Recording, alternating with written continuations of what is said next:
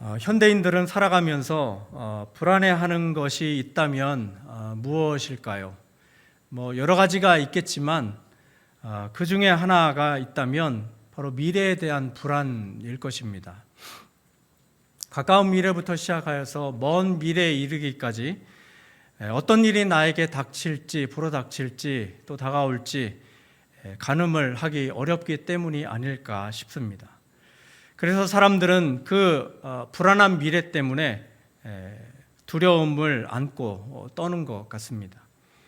그래서 현대인들은 그 불안을 해소하기 위해서 보험도 들기도 하고, 또 때로는 약속이나 계약이라는 것을 통해서 그 안전장치가 나에게서 빠져나가지 않고 떠나가지 않도록 붙들어 놓거나 소유하려는 그런 경향이 있는 것 같습니다. 어쨌든 우리의 일상에서 예기치 않게 찾아오는 이런 자연재해나 사건과 사고를 통해서 수많은 불안을 안고 살아가는 것이 바로 우리네 인생이라는 것입니다. 결국 그런 것들이 닥쳤을 때 많은 경우에 이 고통이, 이 환난이 어디에서 비롯되었는가라고 하는 그런 생각으로 참 많은 경우에 모아지는 것 같습니다. 여러분, 오늘 본문에도 우리의 간담을 서늘하게 하는 그런 하나님의 진노와 분노가 등장하고 있습니다. 8절 말씀에 보면 이렇게 기록합니다. 오직 당을 지어 진리를 따르지 아니하고 불의를 따르는 자에게는 진노와 분노로 하시리라.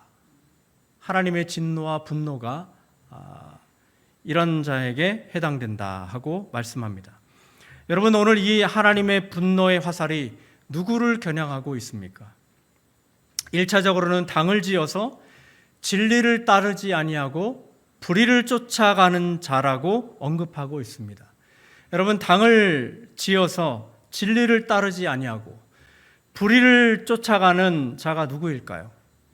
직접적으로는 여기에서 언급을 하고 있지 않지만 여러분, 문맥을 통해서 유추해 볼 수 있다면 유대인 그리스도인들이라는 것을 짐작할 수 있습니다. 사실 바울은 주후 57년경에 로마 교회가 복음을 깨닫고 더 나아가 복음의 영광스러운 구원을 체험하기를 원하는 마음에서 이 로마서를 썼습니다. 바울은 세 번째 선교 여행 중에 고린도에 이르렀을 때 로마서를 썼다고 전해집니다.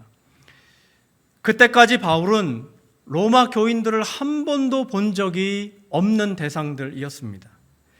곧 만나기를 간절히 바라면서 이 편지를 쓰고 있는 것이죠.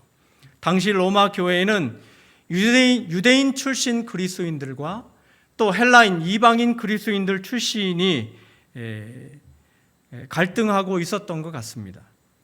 그들이 신앙적 갈등을 일으키면서 그 갈등이 로마 교회에 바울이 가기 전 고린도에까지 그들의 소식이 들려오게 된 것입니다. 그래서 바울은 1장에서 내가 복음을 부끄러워하지 아니하노니 이 복은 모든 믿는 자에게 구원을 주시는 하나님의 능력이 됨이라. 첫째는 유대인에게요 또한 헬라인에게라 하고 언급하고 있는 것입니다. 바울이 이 복음이 인류를 향하여 준비하신 하나님의 선물이라 라고 말씀하고 있는 것입니다. 그래서 로마 교회 내에 유대인 그룹과 이방인 그룹에게 복음이 무엇인가를 소개하고 있는 성경이라 말할 수 있다는 것입니다. 먼저 바울은 1장 뒷부분을 통해서 헬라인들이 어떻게 하나님의 자녀가 될 수 있는지에 대한 내용을 소개하고 있습니다. 사실 원래 이들은 복음과는 거리가 있는 사람들이었습니다. 바울에 의하면 사실 거리가 있다기보다는 복음을 거부하는 자들이라고 소개하고 있습니다. 자기들 나름대로 믿는 구석이 있는 사람들이라는 것이죠. 하나님이 창조하시고 보시기에 좋았더라 했던 것들을 숭배하며 살아갔던 사람들이라는 것이에요. 그 피조물과 함께 하나님을 찬양하고 하나님을 영화롭게 해야 되는데 그것이 그 대상들이 멋있어 보이니까 그것들에게 푹 빠져 결국 숭배하게 되는 실수를 범하게 된 것입니다. 그래서 그들은 하나님을 적극적으로 거부하게 된 것입니다. 이제는 그 섬기던 모든 우상들을 내려놓고 너희들이 하나님이 창조하였던 창조의 모습대로 피조물인 모든 것과 함께 하나님을 찬양하고 영광을 돌려야 할 것을 말씀하고 있는 것입니다. 이런 이야기를 들은 유대인 그리스도인들은 정말 마음 놓고 있었을 것입니다. 그럼 그렇지, 사도 바울 선생님이 말한 구원의 비밀은 이방인들이 들어야만 해 라고 생각했을지 모르겠습니다. 이것이 유대인 그리스도인들이 가지고 있었던 복음에 대한 오해였다는 것이에요. 이방인들은 하나님의 환난과 진노의 잔을 피할 수 없는 자들이고, 반면 자신들은 하나님 나라 안에서 안방을 차지할 것이라고 하는 착각이라는 것입니다. 그들을 그렇게 오해에 빠뜨리게 되었던 여러 근거들이 있었다면 그들에게는 선민이라고 하는 논리가 있었습니다.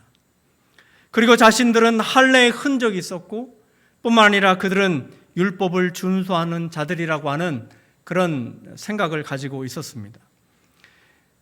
그들 스스로는 이 정도라면 하나님 안에서 구원받기에 손색이 없는 자들이라고 하는 오해를 했던 것 같습니다. 하나님 구원의 범주 안에 충분히 들어가고도 남을 만한 그런 대상들이라고 하는 착각인 셈이죠. 동시에 이방인들이 구원을 받으려면 그들의 잘못된 삶, 그들의 잘못된 신앙을 돌아보고 유대인들이 자랑스럽게 생각하는 율법의 복음을 받아들여야지라고 하며 압력을 넣고 있었던 상황이라는 것입니다. 그러나 바울은 2장에 와서 오늘 이 복음이 그리스 사람들에게만 아니라 유대인들에게도 필요함을 강조하고 있는 것입니다.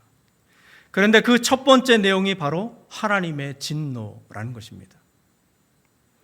여러분, 인류는 분노하시는 하나님으로 인하여서 수많은 신학적 논쟁을 벌여왔습니다. 인류가 당하는 수많은 자연재해가 하나님이 쏟아부으시는 진노라고 말하기도 했으니까요. 얼마 전 태평양 바다 한가운데서 터진 화산이 왜 일어나게 되었는가 라고 하는 그런 일들까지를 포함해서 수많은 자연재해, 여러 가지 환란들을 통하여서 많은 논란을 불러일으켰습니다. 더 복잡하게 만드는 것은 그런 자연재해 속에 하나님의 신실한 사람들이나 또 어린이와 같은 무고한 죽음이 논쟁을 키운 것이 사실입니다. 그래서 이 문제는 더 자세히 다루어야 하기 때문에 다른 시간들을 통해서 충분히 다루어야 할 내용이라고 보고요. 오늘 본문에 집중하게 되면 이 진노와 분노를 좀 작게 좁혀서 살펴본다면, 여러분, 오늘 바울이 언급하는 것은 유대인들이 헬라인들에게 가지고 있었던 정죄가 분노와 진노의 원인임을 말씀하고 있습니다. 1절 말씀에 보면 이렇게 기록합니다. 그러므로 남을 판단하는 사람아, 누구를 막론하고 내가 핑계하지 못할 것은 남을 판단하는 것으로 내가 너를 정죄함이니 판단하는 내가 같은 일을 행함이니라. 다른 번역에 보니까 너희가 핑계하지 못할 것이다 하고 말씀합니다. 여러분, 이 남을 판단하는 판단은 무엇을 말하고 있을까요? 이 판단이라는 말은 여러분 법정적 단어입니다. 그러니까 일반적인 판단이 아니라 저 사람 잣대로 이렇게 그냥 일반적으로 저 사람 좋은 사람 나쁜 사람 이렇게 판단하는 것이 아니라 구원을 판가름하는 법정적 차별 의미를 담고 있다고 볼 수 있다는 것이에요. 사실 유대인 그리스도인들은 바울이 말하는 복음이 거북하고 때로는 불쾌하게 작동되었던 것 같습니다. 왜냐하면 복음을 말할 때마다, 바울이 복음을 이야기할 때마다 그들이 자부심으로 가지고 있었던 율법은 언급하지 아니하고 다른 것들을 언급하고 있으니까 말이죠. 더 나아가 유대인 그리스도인들이 복음을 거북하고 불쾌하게 느꼈던 적극적인 이유도 있었습니다. 그 복음이, 바울이 이야기한 그 복음이, 성경이 이야기하는 그 복음이 구원이 공짜이고 너희에게 과분하다고 말하고 있기 때문에 그렇습니다. 그것은 유대인들에게도 마찬가지라는 것이에요. 뿐만 아니라 율법과 할례가 아니라 예수님이 그들을 위해 죽으셨다고 말하고 있기 때문입니다. 그러니 그것을 들은 유대인들은 자신들이 가지고 있는 것들이 정말 초라하게 느끼게 되는 것이에요. 유대인 그리스도인들 눈에는 아무것도 가진 것이 없었던 이방인들이 마치 무임승차하는 것처럼 보이는 이방인 그리스도인들이 여러분 유대인들 눈에 곱게 보일 리가 없었겠죠. 그래서 자연스럽게 그들을 판단하고 있는 것입니다. 하지만 바울은 이는 하나님을 대단히 오해해서 생긴 사태라라고 오늘 본문에 이야기하고 있는 것입니다. 성경이 말하는 하나님은 어떤 분이신가요? 오늘 하나님은 공정하게 심판하시는 하나님을 말씀하고 드러내고 있다는 것입니다. 하나님이 보실 때 이방인이나 유대인이나 하나님의 심판의 기준에는 도찐개찐이라는 거예요. 바울은 로마서 3장 23절 말씀에 이렇게 기록합니다. 모든 사람이 죄를 범하였음에 하나님의 영광에 도달하지 못하였다. 그래서 바울은 하나님은 사람을 외모로 취하지 아니하시는 하나님이심을 11절에 강조하고 있는 것입니다. 너희가 가지고 있는 것들에 준하지 않는다 말하고 있는 것이죠. 당시 율법주의를 버리지 못한 유대인들이 누가복음에 보면 평소 어떤 자랑을 늘어놓는지를 잘 나타나고 있는데요. 누가복음 18장 9절에서 12절 말씀에 보면 이렇게 기록합니다.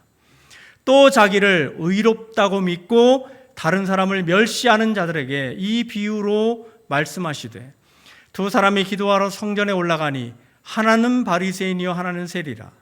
바리새인은 서서 따로 기도하여 이르되 하나님이여 나는 다른 사람들 곧 토색 불이 간음하는 자들과 같지 아니하고 이 세리와도 같지 아니함을 감사하나이다.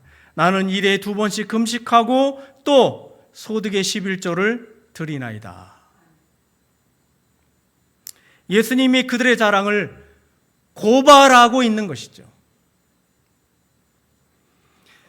사실 이게 실감이 나지 않았는데요. 그들의 열심이 무슨 이게 예수님이 고발하는 게 이 대수인가? 이렇게 고발해도 되는 것인가? 이런 이게 피부에 와닿지 않았습니다.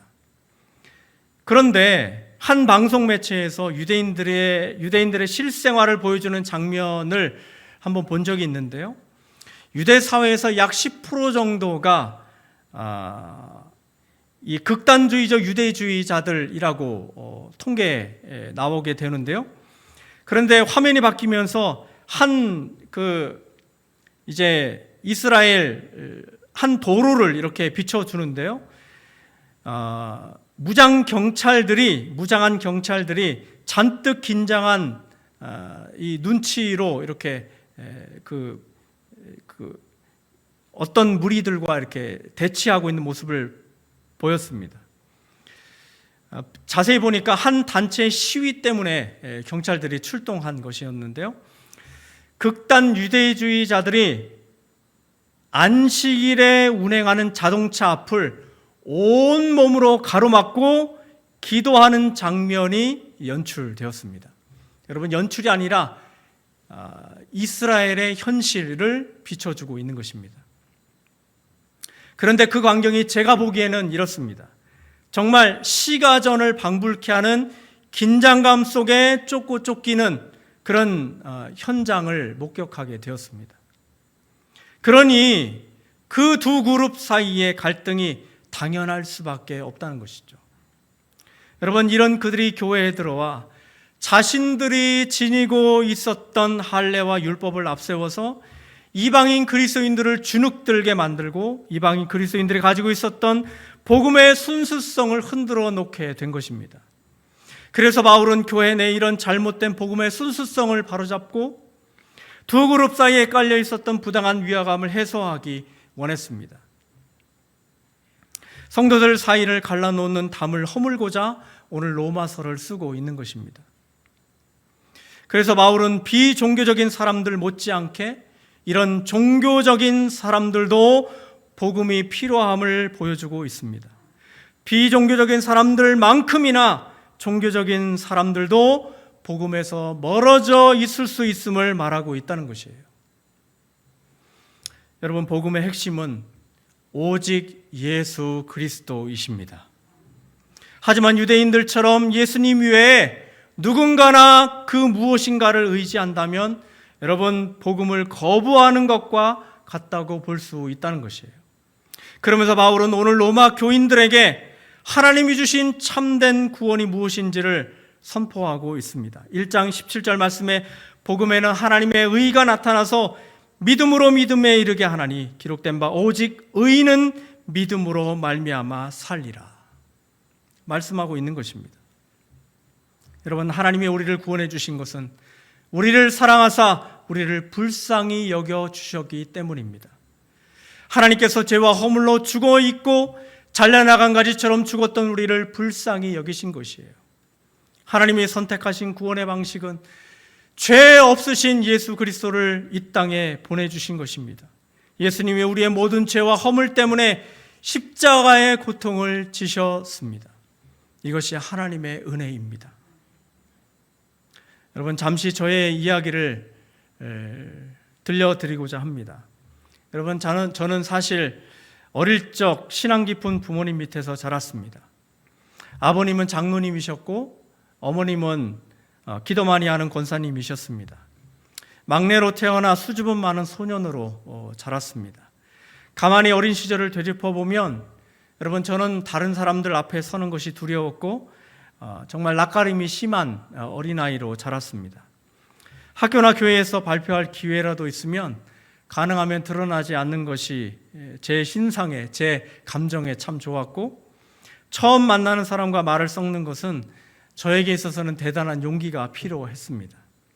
또 다른 측면에 있어서는 부모님께 불만이 참 많았던 것 같아요.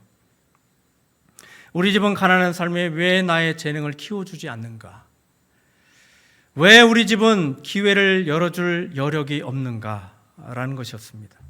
한 번은 학교에서 돌아오는 길에 그 학교가 있는 그 마을에, 학교에서 이렇게 내려오는 길에 시골 마을 태권도 체육관이 하나 있었습니다.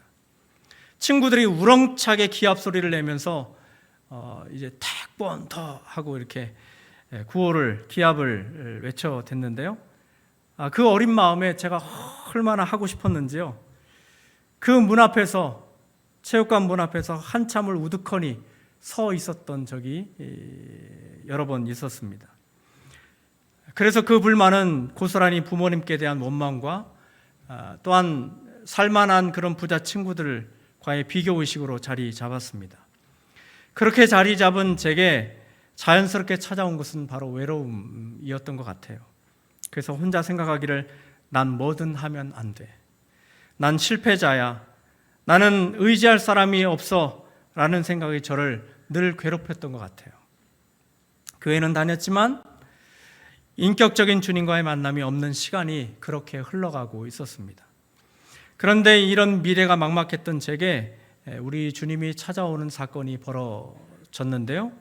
고이 수련회 저녁 집회를 하는 중에 강사 목사님 말씀이 에베소서 2장 8절 9절 말씀이었습니다.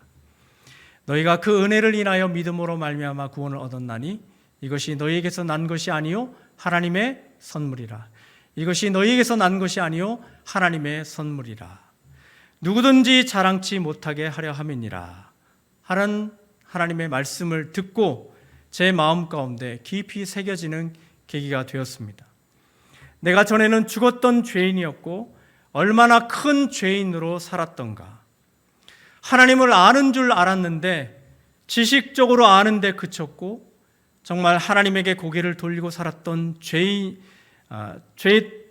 그렇게 고개를 돌리고 살았던 죄들이 정말 하나하나 필름처럼 지나가면서 깨달아지면서 회개가 터졌습니다.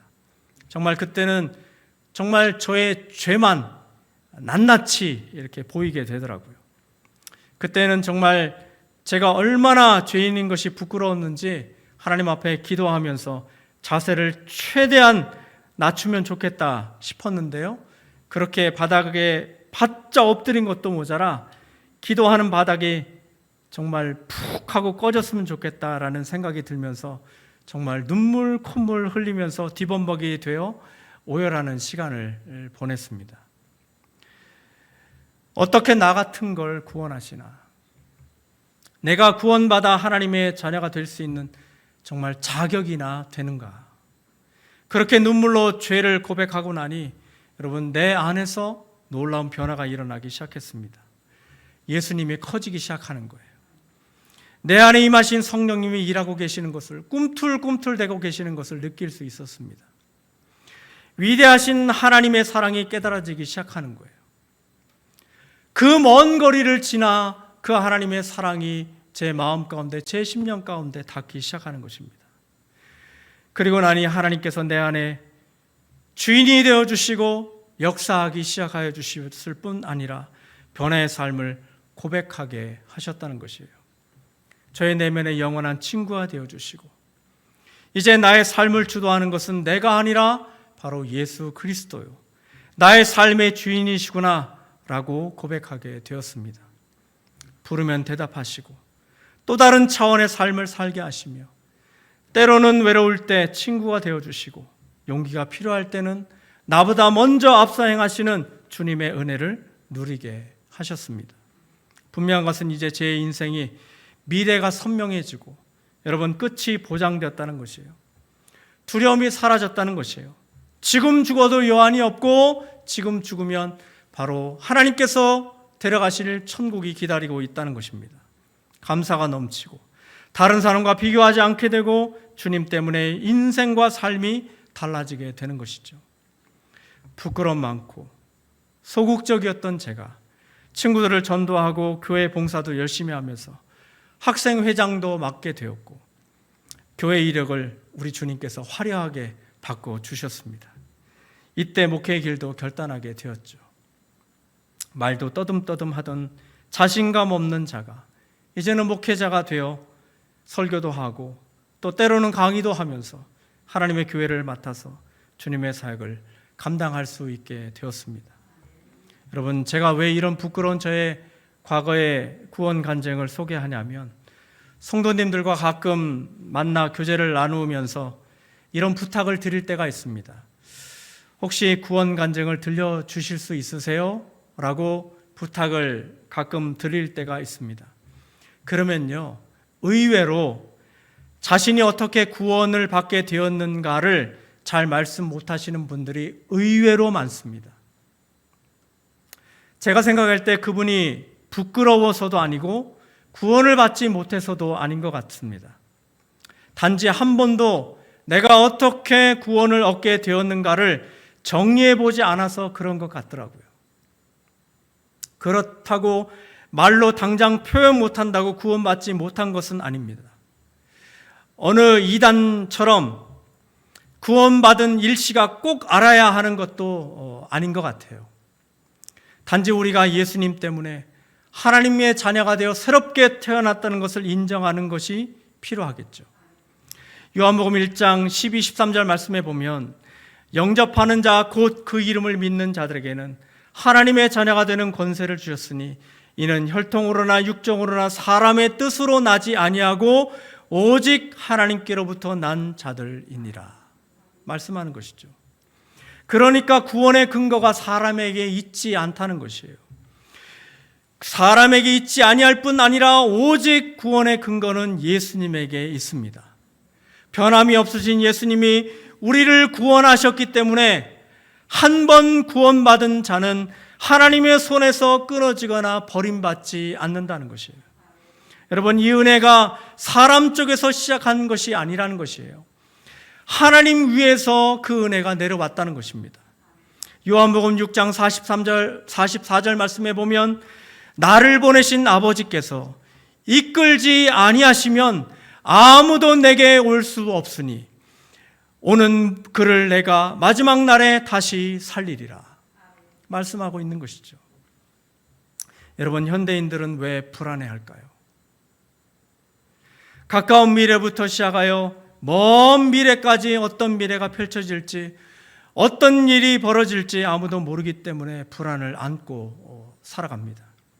하지만 우리에게 끝이 보장된 삶을 살아가는 것이 다른 인생이라는 것입니다. 우리 모두는 예외 없이 심판대 앞에 설 것인데, 여러분, 우리의 믿음 그리고 믿음을 동반한 행위 때문에 여러분, 그날에 하나님께서 심판하실 때 여러분, 그 심판대 앞에서 우리가 자유할 수 있는 것은 여러분, 보장된 삶을 하나님께서 우리에게 보장해 주셨기 때문에 그렇다는 것입니다. 여러분, 그 보장의 근거는 우리의 자격에 있거나 우리의 행위에 있지 않습니다. 오직 예수 그리스도 안에 있다는 것입니다. 여러분, 이 또한 하나님의 은혜입니다. 왜냐하면 하나님이 우리를 예수님께 인도해 주셨고 또 믿게 하셨기 때문에 그렇습니다. 그래서 우리를 하나님의 자녀 삼아 주셨습니다. 여러분, 이제 믿는 우리에게 필요한 것은 두 가지뿐이라는 것이에요. 하나님 믿음에 있어서 예수님 외에 그 어느 것도 앞세워서는 안 된다는 사실입니다. 내가 몇 년째, 몇 대째 예수 믿는다고 한다든지, 우리 가문에 이 목사님이 몇 분 있다고 하는 것이라든지, 아니면 지금 내가 우리 교회에 헌금을 얼마나 했고 출석한 지 몇 년이 되었고 내가 직분이 무엇이고 예수님 위에 그 무엇으로 앞서는 것이 있다면, 여러분, 만약 이와 같은 것들이 예수님보다 앞선다면 당시 유대인 그리스도인들보다 무엇이 다를 것이 있겠습니까? 여러분, 우리에게 어느 순간 더 씌워진 껍질들이 있다면 여러분, 벗어 던져야 합니다. 이 은혜가 저와 여러분에게 있기를 소원합니다. 오직 예수 그리스도로 힘입는 저와 여러분의 모습이 있기를 소원합니다.